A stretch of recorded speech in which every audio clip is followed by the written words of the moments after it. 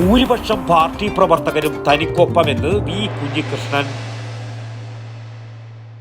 ആരോഗ്യരംഗത്തെ ജനകീയ നാമധേയം പ്രിയദർശിനി ഹോസ്പിറ്റൽ പയ്യന്നൂർ. താൻ ഉന്നയിച്ച വിഷയങ്ങൾക്ക് അനുകൂലമാണ് പയ്യന്നൂരിലെ മഹാഭൂരിപക്ഷം പാർട്ടി പ്രവർത്തകരുമെന്ന് വി കുഞ്ഞികൃഷ്ണൻ. രക്തസാക്ഷി ഫണ്ട് വിവാദം പുകയുന്ന പയ്യന്നൂർ വെള്ളൂരിലെ പ്രസന്നന്റെ ബൈക്ക് കത്തിച്ചവരെയും VS അനിൽകുമാറിന്റെ വീട്ടിനു മുന്നിൽ റീത്ത് വെച്ചവരെയും ഉടൻ കണ്ടെത്തണമെന്ന ആവശ്യവുമായി പയ്യന്നൂർ പോലീസ് സ്റ്റേഷനിലെത്തിയപ്പോൾ മാധ്യമങ്ങളോട് പ്രതികരിക്കുകയായിരുന്നു അദ്ദേഹം. പയ്യന്നൂരിൽ CPM-നകത്ത് ഉയർന്നു വന്ന വിഷയവുമായി ബന്ധപ്പെട്ടുകൊണ്ട്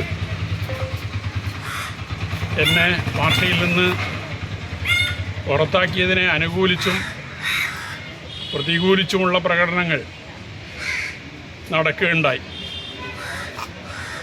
ആ പ്രകടനം നടന്ന ദിവസം രാത്രി ഒരു ബൈക്ക് എൻ്റെ വീട്ടിനടുത്ത് പ്രസന്നൻ്റെ ബൈക്ക് കത്തിച്ചിരുന്നു.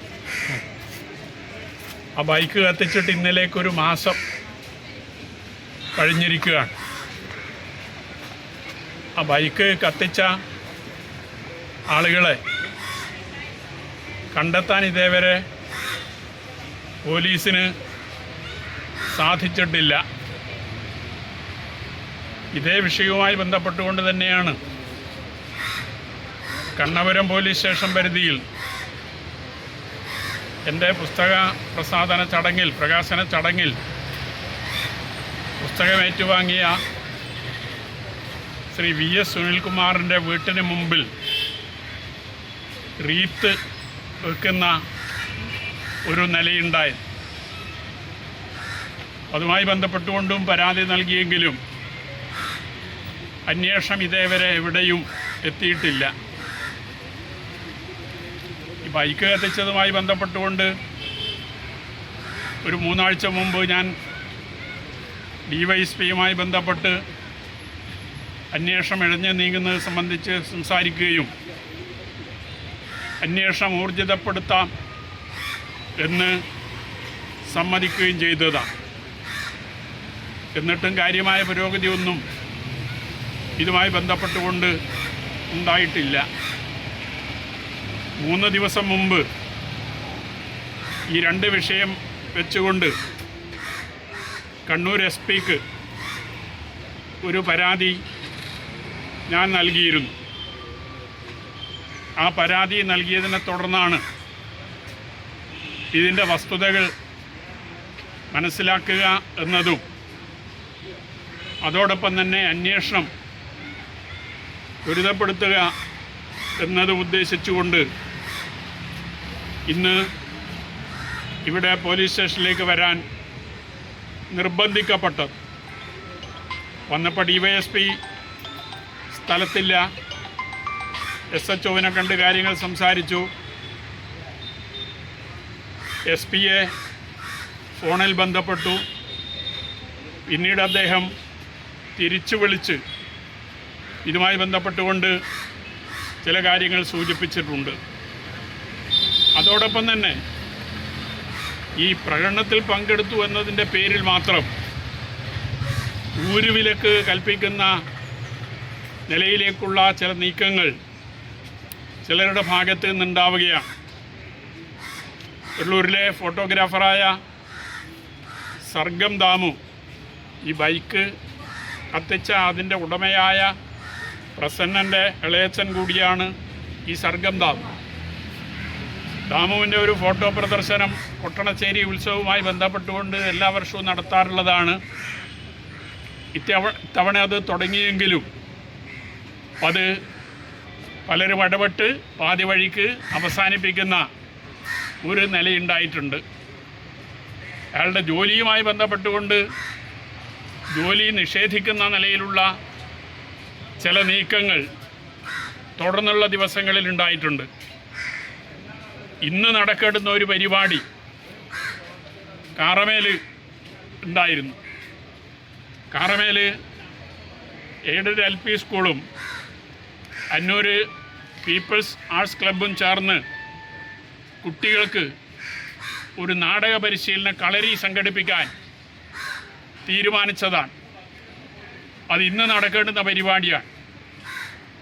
അതിൽ ഒരു ക്ലാസ് കൈകാര്യം ചെയ്യുന്നത് ഈ സർഗം ദാമുവാണ്. അയാൾ നാട്ടകിൻ്റെ സംസ്ഥാനതല പ്രവർത്തകൻ കൂടിയാണ്.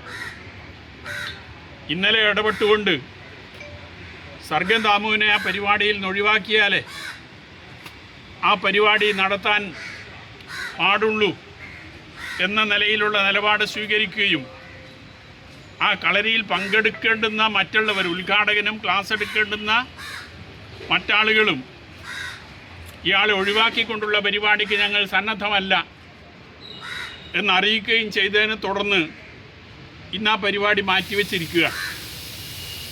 അപ്പോൾ തുടർച്ചയായി ഇതുപോലുള്ള സംഭവങ്ങൾ ആവർത്തിച്ചുകൊണ്ടിരിക്കുകയാണ്.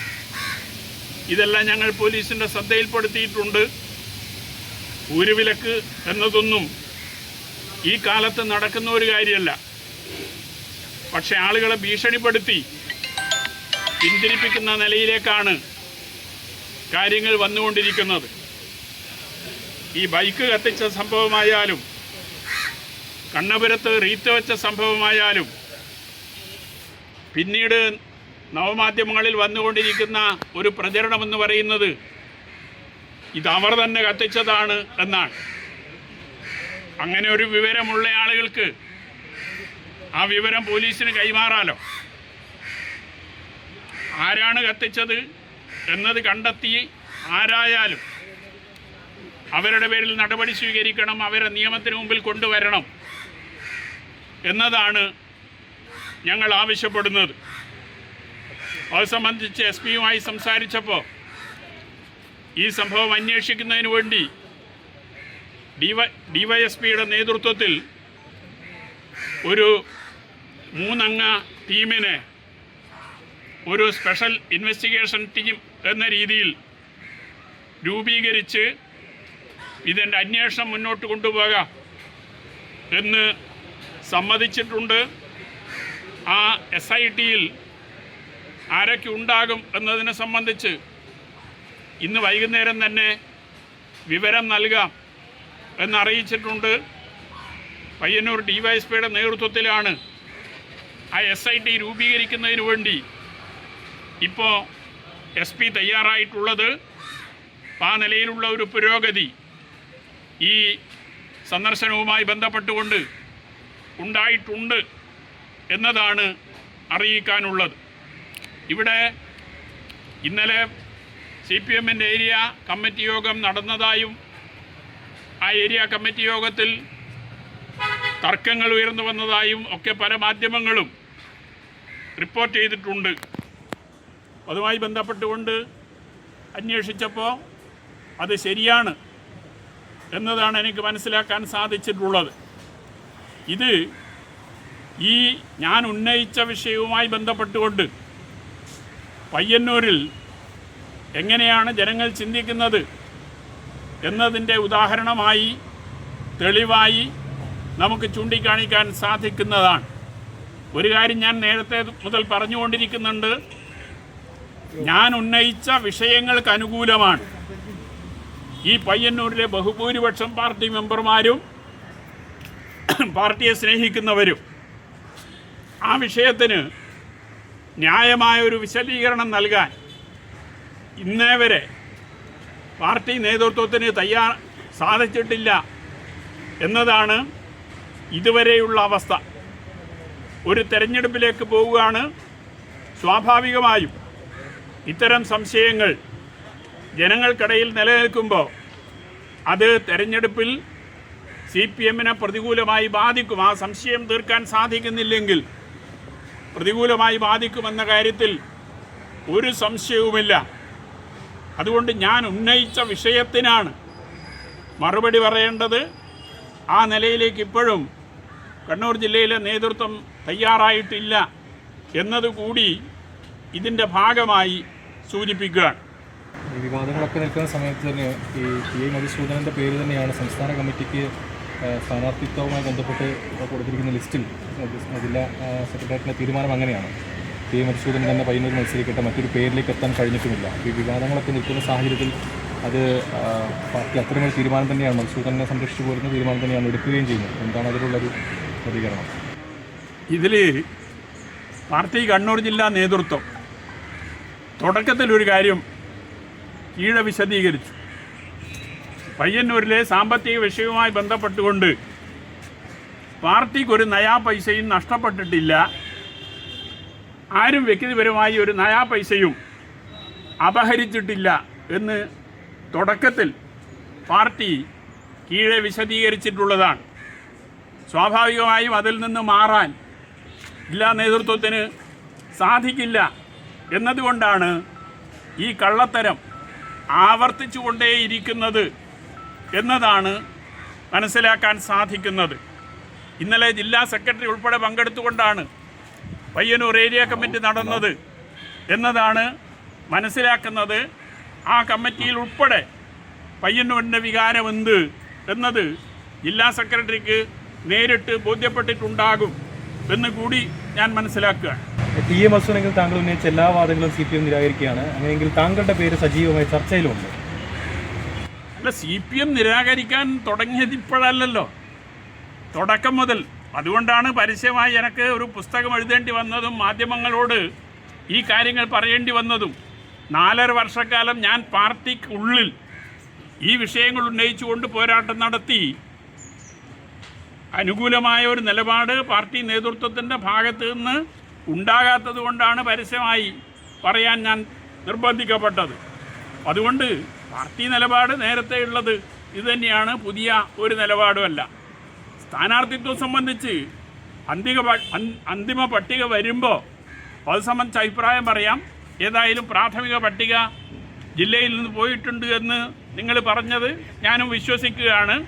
പക്ഷേ സംസ്ഥാന സെക്രട്ടേറിയറ്റ് ആ വിഷയം ചർച്ച ചെയ്ത് അതിന് അംഗീകാരം നൽകിയാൽ മാത്രമേ അതൊരു അന്തിമ പട്ടികയായി മാറൂ. അത് ആ നിലയിൽ സംസ്ഥാന നേതൃത്വം അംഗീകരിക്കുമോ എന്നതൊക്കെ കണ്ടറിയേണ്ടുന്ന കാര്യമാണ്.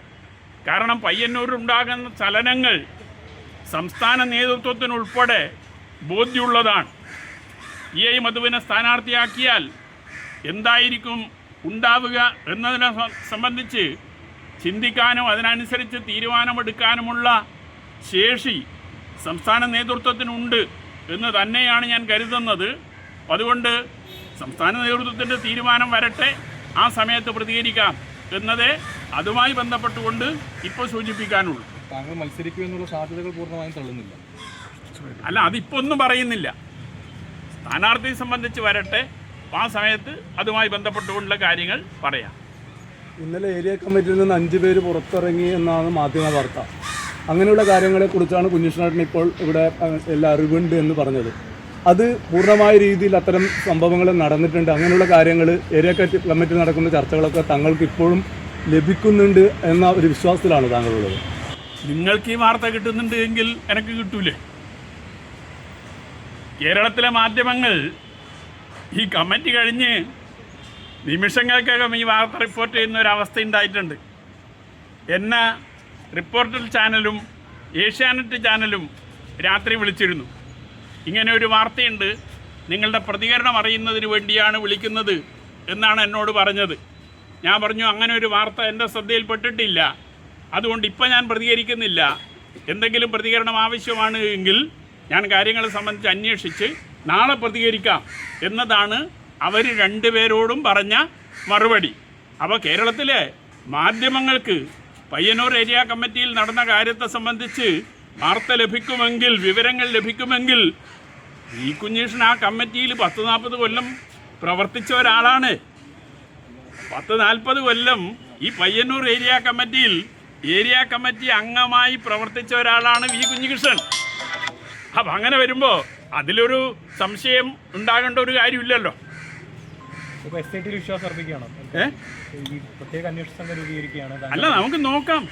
അല്ല കുഞ്ഞികൃഷ്ണയുടെ 1 മാസം കഴിഞ്ഞ് പിണറായിയുടെ പോലീസിൽ ഇപ്പോഴും നിങ്ങൾ വിശ്വസിക്കുന്നുണ്ട്? പിണറായിയുടെ പോലീസ് അല്ലാതെ മറ്റാരുടെയെങ്കിലും പോലീസ് ഇപ്പോൾ കേരളത്തിൽ ഉണ്ടാകുമോ? കേരളത്തിൽ ഭരണാധികാരികളോട് നമ്മൾ ആവശ്യപ്പെടുക എന്നുള്ളതല്ലാതെ വേറെന്താ നമുക്ക് ചെയ്യാൻ സാധിക്കുക? ആ നിലയിലേക്ക് നമ്മളതിനെ കാണുന്നുള്ളൂ. നമുക്ക് പോലീസിൽ അവിശ്വാസമുണ്ട് എന്നതുകൊണ്ട് മാത്രം വേറെന്താ ചെയ്യാൻ സാധിക്കുക? പ്രത്യേക അന്വേഷണ സംഘത്തിന്റെ അന്വേഷണം പൂർത്തിയാവുന്നവരെ കാത്തിരിക്കാനാണ്. അല്ല, അത് വളരെ പെട്ടെന്ന് പൂർത്തീകരിക്കുമെന്ന് പറഞ്ഞിട്ടുണ്ട്. ഈ ബൈക്ക് ചാലഞ്ചിൽ നിന്ന് ആവശ്യമായ പൈസ കിട്ടുന്നുണ്ട്. എന്താണ് ബൈക്ക് ചാലഞ്ച് എന്ന രീതിയിൽ അതൊരു കുഞ്ഞിഷ്ണായിട്ട് അറിഞ്ഞുകൊണ്ട് തന്നെയാണ് ബൈക്ക് ചാലഞ്ച്. അതെ അതെ, അതിൽ പൈസ കുറച്ചൊക്കെ വരുന്നുണ്ട്. അതിന് അക്കൗണ്ട് തടസ്സപ്പെടുന്ന ഒരു നില പലപ്പോഴും ഉണ്ടാകുന്നുണ്ട്. അത് പരിഹരിച്ചുകൊണ്ടിരിക്കുന്നുണ്ട്. അതുകൊണ്ടൊരു സ്ലോ ആണ്. അതിൻ്റെ കണക്ക് എൻ്റെ കയ്യിലില്ല. ഈ കുഞ്ഞീഷ്ണാട് ഒരു വീട്ടുതടങ്കലിനെ പോലെയാണെന്നുള്ളൊരു ആരോപണം കുഞ്ഞീഷ്ണാട് തന്നെ ഉന്നയിച്ചിരുന്നു. ആരോപണം ഉന്നയിച്ചല്ല, ഒരു മാധ്യമപ്രവർത്തകൻ എന്നോട് ചോദിച്ചു. കാരണം വീട്ടിന് മുമ്പിൽ പോലീസാണ്. ഞാൻ എവിടെ പോകുന്നത് വരുന്നതും ഒക്കെ അവർ അന്വേഷിച്ചുകൊണ്ടിരിക്കുകയാണ്. അപ്പോൾ അങ്ങനെ വരുമ്പോൾ ഒരു ഏതാണ്ട് ആ നിലയിലേക്ക് വ്യാഖ്യാനിക്കുന്നതിൽ തെറ്റില്ല എന്നതാണ്. കാരണം എന്ന് പറഞ്ഞാൽ താങ്കൾ തന്നെയാണ് പിന്നെ പോലീസിനോട് പിന്നെ പുസ്തകപ്രകാശനവുമായി ബന്ധപ്പെട്ടിട്ട് ഹൈക്കോടതിയിൽ നിന്ന് പോലീസ് സംരക്ഷണം ആവശ്യപ്പെട്ടത്. താങ്കൾ 40 വർഷമായിട്ട് പ്രവർത്തിക്കുന്ന പാർട്ടിയിൽ നിന്ന് പുറത്തുപോയ ആളുകളോട് കാണിക്കുന്ന സമീപനം എന്താണെന്ന് നന്നായിട്ട് അറിയുന്ന ആളാണ് താങ്കൾ. അങ്ങനെ വരുന്ന സമയത്ത് താങ്കൾക്ക് നേരെ എന്തെങ്കിലും തരത്തിലുള്ള ആക്രമണം ഉണ്ടായാൽ അത് ഇല്ലാതാക്കുന്നതിന് വേണ്ടിയിട്ടാണ് ഇത്തരം പോലീസ് സംവിധാനം എന്നാണ് നമ്മൾ മനസ്സിലാക്കുന്നത്. അതിനെക്കുറിച്ച് എന്താണ് താങ്കൾക്ക് പറയാനുള്ളത്? ഞാൻ എൻ്റെ വീട്ടിന് മുമ്പിൽ പോലീസ് സംരക്ഷണത്തിന് വേണ്ടി ആവശ്യപ്പെട്ടിട്ടില്ല. ഞാൻ ആവശ്യപ്പെട്ടത് ഈ വിഷയവുമായി ബന്ധപ്പെട്ടുകൊണ്ട് പയ്യന്നൂരിൽ 2-3 സംഭവങ്ങളുണ്ടായി. ഒന്ന്, UDF പ്രകടനം നടത്തിയപ്പോൾ ആ പ്രകടനം ആക്രമിക്കപ്പെടുന്ന ഒരവസ്ഥയുണ്ടായി. BJP പ്രകടനം നടത്തിയപ്പോൾ ആ പ്രകടനം ആക്രമിക്കപ്പെടുന്ന ഒരവസ്ഥയുണ്ടായി. എൻ്റെ വീട്ടിന് മുമ്പിൽ പടക്കം പൊട്ടിക്കുന്ന അവസ്ഥയുണ്ടായി.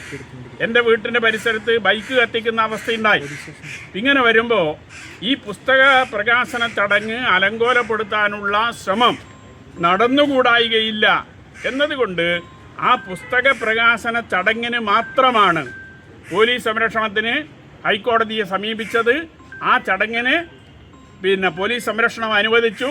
അതിൻ്റെ ഫൈനൽ ഹിയറിംഗ് പുസ്തക പ്രസാധന ചടങ്ങ് കഴിഞ്ഞ് തൊട്ടടുത്ത ദിവസം 6-ാം തീയതി, 4-ാം തീയതിയാണ് പുസ്തക പ്രകാശന ചടങ്ങ്. 6-ാം തീയതി ആ കേസിൻ്റെ ഫൈനൽ ഹിയറിംഗ് ഹൈക്കോടതി നടത്തി. പോലീസ് സംരക്ഷണം ആവശ്യമില്ല എന്ന് എൻ്റെ വക്കീൽ ഹൈക്കോടതിയിൽ നേരിട്ട് പറയുകയും അഫിഡവിറ്റ് നൽകുകയും ചെയ്തു. അതേ തുടർന്ന് അത് അവസാനിക്കുകയും ചെയ്തിട്ടുണ്ട്. വീട്ടിന് മുമ്പിൽ പോലീസ് സംരക്ഷണത്തിന് വേണ്ടി ഒരപേക്ഷയും എവിടെയും നൽകിയിട്ടില്ല. ഒരു പരാതിയും അതുമായി ബന്ധപ്പെട്ടുകൊണ്ട് നൽകിയിട്ടില്ല എന്നതാണ് വസ്തുത. പിന്നെ നമ്മൾ ജില്ലാ സെക്രട്ടറി പറഞ്ഞൊരു കാര്യമുണ്ട്, ഒരു ചോദ്യം കൂടെ. ജില്ലാ സെക്രട്ടറി പറഞ്ഞ KK രാഗേഷ് പറഞ്ഞൊരു കാര്യം എന്ന് പറഞ്ഞാൽ കുഞ്ഞികൃഷ്ണൻ സ്ഥാനാർത്ഥിയായിട്ട് മത്സരിക്കുമോ എന്ന് ചോദ്യം സമയത്ത് കുഞ്ഞികൃഷ്ണൻ സ്ഥാനാർത്ഥിയായിട്ട് മത്സരിക്കുന്നത് CPM-ന് ഒരു തരത്തിലുള്ള ഭയമില്ല എന്ന് പറഞ്ഞു. അതിനെക്കുറിച്ച് എന്താണ് പയ്യന്നൂരിൽ നിന്ന് കുഞ്ഞികൃഷ്ണനായിട്ട് പറയാം? അല്ല, അത് അവരെ നിലപാടല്ലേ. അതിന് ഞാൻ എന്ത് പറയാം? ഞാൻ മത്സരിക്കരുത് ഇപ്പോഴും തീരുമാനിച്ചിട്ടില്ല. തീരുമാനിക്കാത്തൊരു കാര്യത്തെ സംബന്ധിച്ച് പറയേണ്ട വിഷയമില്ലല്ലോ. DYSP ഉൾപ്പെട്ട സ്പെഷ്യൽ ഇൻവെസ്റ്റിഗേഷൻ ടീം രൂപീകരിച്ചതായാണ് ഉദ്യോഗസ്ഥർ അറിയിച്ചതെന്ന് കുഞ്ഞികൃഷ്ണൻ പറഞ്ഞു. News bureau, Payyanur. അല്ല, ശരിക്കും ആരാ കണക്കാ തെറ്റിയത്? എന്റെ കണക്കൂട്ടലും തെറ്റിയെന്നാ ഞാൻ പറഞ്ഞേ. അത് പറ. ഇപ്രാവശ്യം വീട് പണി പൂർത്തിയാക്കണം എന്ന് വിചാരിച്ചിനി. പക്ഷെ ഒന്നും ശരിയായില്ല.